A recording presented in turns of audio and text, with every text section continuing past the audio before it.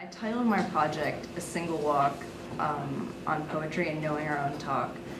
And the first part about A Single Walk is from a Heidegger poem that I engaged for my project. So I'll explain my project a little bit because it's different from the rest. I sort of, to the chagrin, I think, of many people who had to do some administrative arguing for me, thank you, Damien and Martha. I did sort of a different project that involved an essay, and then also some poetry that I wrote. So the essay is about poetry and language, and then I wrote my own poetry.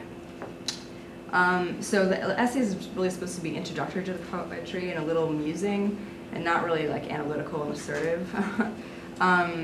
And so the creative portion of the project was 15 poems. I wrote a lot, and I chose 15, divided into 5 sections.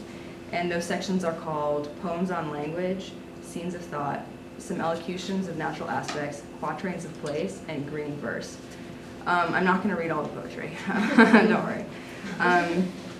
So this project has a lot to do with Heidegger, and I'll just explain how that happened. So this project was born partially out of my experience reading the works of Martin Heidegger. I found his phenomenology and his world, so to speak, to be beautiful because it seemed to be true or real. And me thinking that his world and his axioms are true, thinking of his philosophy as successful, had less to do with the content of his phenomenology or the imperatives it might give a person on how to live their life. In short, not because of the metaphysics he delivers.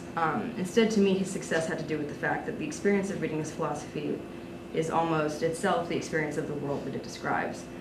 His way of writing, his maneuvers, his logically impossible proofs and axioms like language is language or the world worlds, these types of things fail to describe, prescribe, or make for me, the reader, a new world.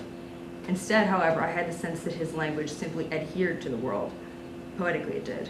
I found that this sort of phenomenological approach to language very close to my own thinking about language and the way that we use it, and the way that I write poetry personally. So for this presentation, I'm just going to speak some general thoughts about language and pontificate as gently as possible about some ways of considering poetry in its relationship to language. And then I'll read some poetry. So what reason have we for questioning poetry? Poetry's reputation is in disrepair. Only a tiny fraction of published text is poetry to match its relatively minuscule population of interested readers. Though humanity uses language, few would call themselves poets. Perhaps they believe poetry is obscure, and they do not believe themselves to be master of the obscure. Perhaps they believe poetry is nonsensical. They do not believe themselves to be nonsensical. However, people may be mistaken in assuming that they do not engage in poetization. It is the case that language is poetry. This statement has the ring of a well-worn but ill-understood fable. To some degree, we feel that we have lost access to the poetry of language. This is, however, only an attitude. Though the reputation of poetry suffers, its reality never tarnishes. Our somewhat thankless attitude towards poetry has probably arisen because we have not too recently come into a cultural context within which poetry can be seen to be somewhat of a nonsense. We live in the information age. Poetry has been submitted to the scrutiny of standards, of logic, of utility, of representation, of grammar, that are alien to it and under which it must fail. Though poetry does not adhere to all conventional standards of saying, it does not do so because poetry is some sort of problematic speech or negative speech. It does not adhere to all conventional standards of saying simply because those principles are actually too narrow. We read Wallace Stevens, and I've included this portion on your handout because it's so acrobatic and strange. So Wallace Stevens, I read a lot of Wallace Stevens for this project, and he's close to my own thought as well. So we read Wallace Stevens when he says, "These casual exfoliations are, of the tropic of resemblance, sprigs of Capricorn, or as the sign demands, apposites to the slightest edge of the whole undescribed composition of the sugar cone, shiftings of an inchoate crystal tableau," and then goes on and on and on. He's basically, the whole poem is him talking about pineapples. So yeah, our sense of logic can barely grapple with words like these. We cannot imagine a scene in which, replacing those words with visual instances or their most common dictionary definition, we could actually concretely visualize the play of what Stevens describes. Despite these objections, however, we are able to read his words perfectly well. We find that the saying is full of reality. We find that it is touched with this kind of strange truthfulness. Why should this be? We simply understand poetic speaking. Poetizing is an essential primordial discursion. Though poetry is full of illegalities from the scope of everyday speech is perfectly legal through the scope of poetry. And if anyone's read William Carlos Williams, this is very true. He has a poem that goes, "So much depends upon a red wheelbarrow glazed with rainwater beside the white chickens." So in some ways, we attend to the everyday languages, or the everyday conventions of talk, conventions like grammar, or like of using vocabulary with exactness, out of a technological habit to communicate information, and not out of semantic need. Though this is not to say that linguistic aspects that appear in grammar are not in any way related to a natural aspect of the world. So in other words, not every piece of poetry is grammatical or propositional, but every proposition, being linguistic, is poetical in a most primordial sense. I believe that the main reason that we are largely not under the impression that we all speak poetically is because of a prevailing attitude that the meaning of language occurs passively, through symbols. But this is not true. The truthfulness we apprehend in Stephen's poem is not an egg that is placed into the palm of our hand. Linguistic meaning is not a countable set of objects, which we then pluck out of the sky, thus own and know. Rich with what lives and what exists, the world too is rich in other ways. Like many living creatures, we perceive sounds, light, and many of its colors, odors, taste, and feelings of touch. Like many other creatures, we also respond to these perceptions. We react. Sometimes these reactions are unconscious. We naturally turn our heads towards the source of a noise. Our pupils dilate. We salivate. We blush. We also have behavioral reactions to what we find in the world that are more present within our consciousnesses, more guided and more involved in thought. Some of these go beyond mere reactivity to a more substantial, positive, creative form of responsiveness. I'm trying to point out that language is related to this type of behavior. It is the type of behavior we all display when we yell in surprise, greet each other and shake hands, or mentally retrace our steps. The same type that animals display when they vocalize. The same type that the political state displays through the staging of public executions. I do not mean to insinuate that somehow that is all that language is. This is an exercise to entertain simply yet another aspect of language that has gone unthought. So we can see this behavioral phenomenon in the way that we live. We can see it in our habits. We habitually, and more socially, we ritually, encounter the world on a multitude of scales. We tap our feet and bounce our legs back and forth, feeling the solidity of the floor or the flexibility and weight of our own leg. We hear a backbeat and we want to dance in the sense that we are compelled. And as everyone knows, to dance well, one can't be thinking too hard about it. We stare at something we want to memorize. In other words, we touch and smell and listen to and look at things, and beyond, we obviously do things and think things because of a kind of creative initiative, and not only because we must, being completely battered in a happening collision with the world. We are not only getting more information from our surroundings by entering into interaction with them, but most importantly, we are providing our own sort of behavioral notation of events. Darwin observed that when cutting paper with scissors, as they cut, people tend to sympathetically clench and unclench their jaw.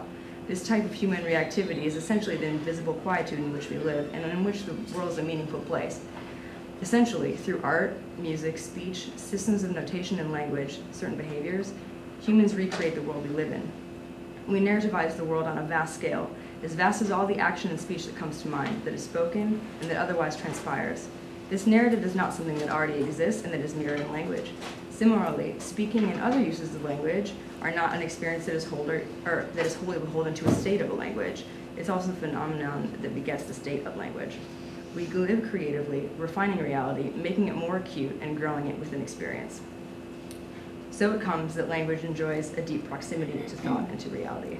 Heidegger claimed that language is poetry in the essential sense, and clarified this statement further by saying, quote, "Language is not poetry because it is the primal poesy.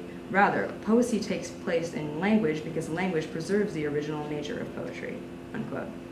It is not the case in this view that spoken language is inherently poesy itself, nor that it is identical with it.